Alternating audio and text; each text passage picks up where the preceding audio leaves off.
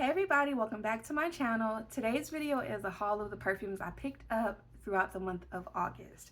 So first, we're gonna start from the perfumes that I bought more recently, like later in the month of August, and then work our way backwards. So first up is Valentino's Donna Born in Roma, the gold. And this is the bottle. Okay, this bottle looks like the Born in Roma siblings, just dipped in gold, richer. She gives like, I mean, y'all were born first, but like, I'm the favorite. This is such a beautiful bottle. And I'll say when I saw the bottle, I knew I was buying the perfume. It was going to happen. When I saw that it was a solar floral, I was like, wait a minute.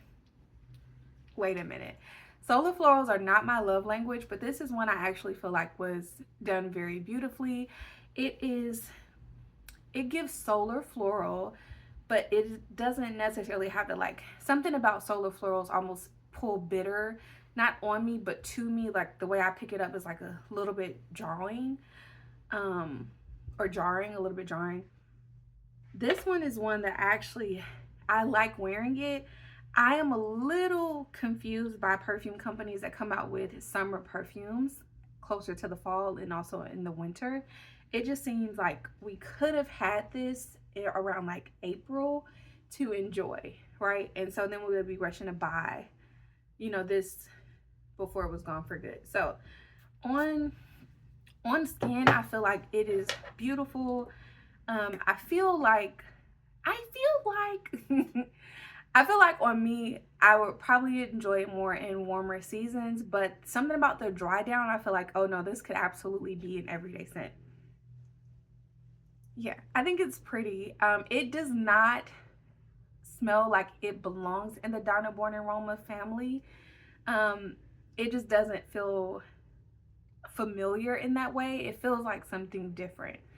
But it still smells really, really pretty. When I think of this, I think of Kilian's Sun-Kissed Goddess. I just feel like it's done a bit better, like done a bit sweeter, or at least the way the notes are introduced, how I experience it is absolutely more favorable.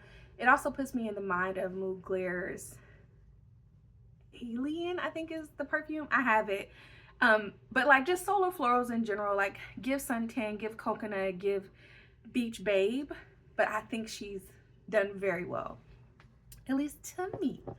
So we already have had a conversation about my love language with Miami Nectar, or love language, my love relationship with Miami Nectar. So when I saw that Ellis Brooklyn was coming out with Dear Sky, it was a no-brainer. We were gonna get it, but I was also very nervous for them because Miami Nectar is a banger, and so following up after the success of that, I felt like was going to be hard. I digress, because I feel like Dear Sky definitely has some potential. This is a perfume, I want to say, I'm going to pull up the notes to tell you how they feel about their perfume, and then I will tell you how I feel about it. They call it a modern fruity floral. It sparkles with honeydew melon, strawberry leaf, white peony, and galbanum. I smell the honeydew and the peony. Those are the notes that I get first, and then on the dry down, it's kind of like a skin musk. Like it's pretty. So I feel like up front, yeah, that's so pretty. I feel like it is really like a fresh, fruity perfume. The honeydew is actually a surprising note. It gives it a juiciness that I think is appreciated. Again, I would say probably more spring forward, but the dry down kind of makes sense that this could actually go for an everyday scent. I'm not quite sure the westernized references with the images for this, because it really does feel like a fruity floral, and that doesn't necessarily equate, at least in my head, to like Western vibes. She is cute. She is almost like bubbly, and like she's just sweet until she mellows out and is like a soft skin like musk. She's pretty. Yeah, she's pretty. I want to say that there was something a little peppery in this as well. I could be wrong, but I feel like on my skin, I picked up on something peppery in it that was like a little bit interesting, but I was like, what turn did we make to get there? Wasn't offended. It was just like, that's different. So the next up, I've got to stop blind buying perfumes. But next up is a brand that I stand behind, a line that if I could, I would have every flanker, and that is Belle. This one is Elixir. And so this is the bottle. You won't be able to tell because of my background, but she is a lovely raspberry berry tone fragrance. The artistry behind this bottle, like looking at it face on, gives Belle, but there is like some carving in here. The side profile looks a little bit different, but face on gives Belle. But when you actually see it, when you touch it, hold it, feel it, it is its own design. So I want to say the design of this bottle is very much appreciated by someone who loves Belle. The fragrance though. When I first opened this box and I sprayed the perfume, I will not lie to y'all, I was confused. I stared at it and I'm like, what happened here? And then on second and third attempts, I felt like I see the vision. There is something so like familiar or nostalgic about like my childhood in this perfume that for the life of me, I have not figured out why I feel like this is something I know. It has the notes like raspberry, want to say, okay, they say that it has raspberry, violet leaf, and then a cocoa butter base. I want to say I pick up the raspberry and I absolutely pick up the violet. The cocoa butter base is something that I feel like if I do pick it up at all, it's something that neutralizes the like clash between how absolutely like effervescent and bubbly the raspberry is and the violet. And there's like something calming in there that I experience. Now, I will say, we just talked about like companies releasing summer perfumes closer towards the fall. I feel like my first impression of this was based off the mentality of like, we're not quite in fall. I actually feel like with colder weather, I feel like this is gonna do so well, and I hope to grow to love it. I wasn't ready for it with where my nose and my brain were for the current season. That's facts, but I feel like it does actually smell good. Is it my favorite Belle? No, just straight up no, at least not yet. Catch me again in a couple months and we'll see if that changes. But I do feel like it deviates from like what I expect of Belle, but it does so in a way that I can appreciate, especially for the season that we're going into. So, Belle. Next up, same brand from Lancome. I picked up Idole's, there we go, Idole's EDT. This is the Eau de Toilette. I love Idole. I actually feel like Lancome does not get the respect it's due for fragrance, because like just for Idole in the Belle lineup, I feel like a win is a win. A win is an absolute win.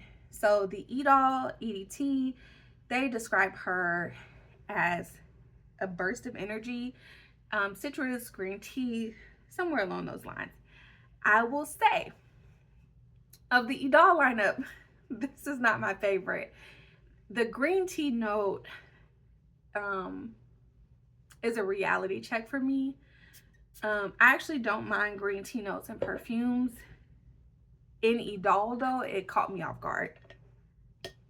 So yes, this one it's very bright. It's very uplifting. I feel like actually would be a favorite of mine more in the spring, like just kind of fit in that lighter, fresher scent. Yeah, I think she's pretty. Not necessarily the most to write home about. I feel like it doesn't necessarily conceptualized for me as an Idole family member, but she's there. I really do feel like, yeah, I don't get Idole.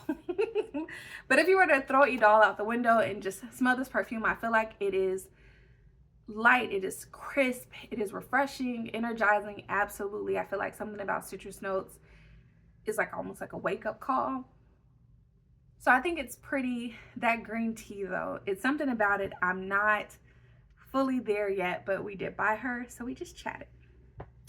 Okay, next up, we picked up, the brand says Libre, but if you were to talk to me, we're calling her Libre.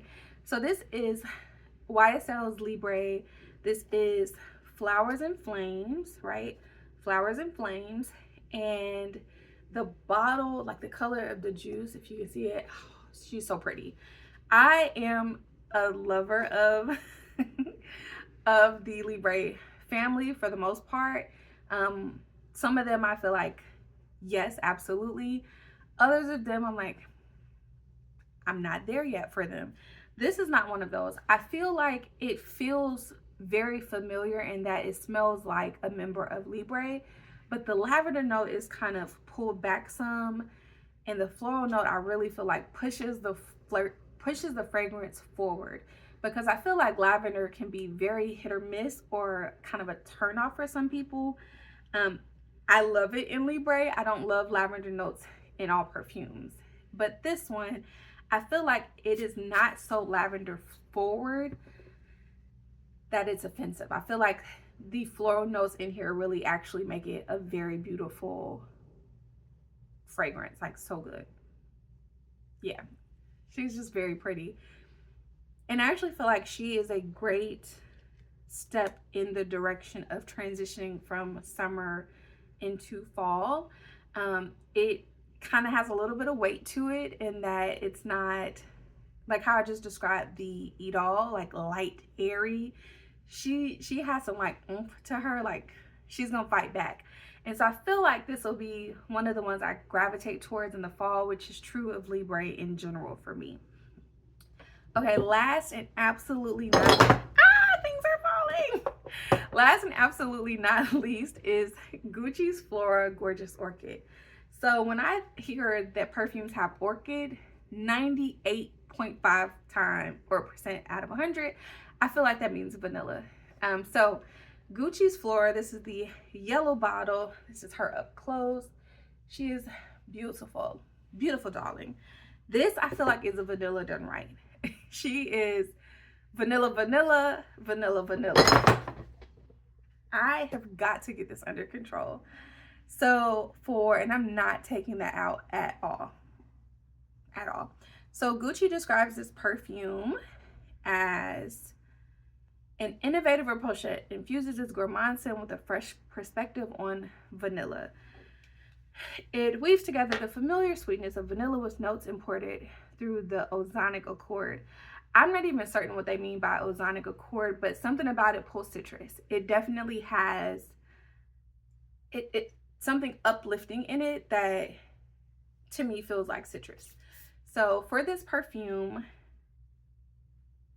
yeah, she's so good. Boy, that felt familiar too. I just think this one is very beautiful. So I feel like it is a great vanilla. Again, something I feel like is doable for the summer. And I'm not sure if it's the color of the bottle that makes me feel like this should be worn in the summer, or if it's the actual fragrance. I feel like it'll do good in the fall, but I feel like, or in wearing it, since it was in the summer when I got it, it performed very well. I got compliments on it. I love that, but also love it for me. So top notes, they say vanilla duo, heart notes, vanilla orchid, base notes, ozonic accord.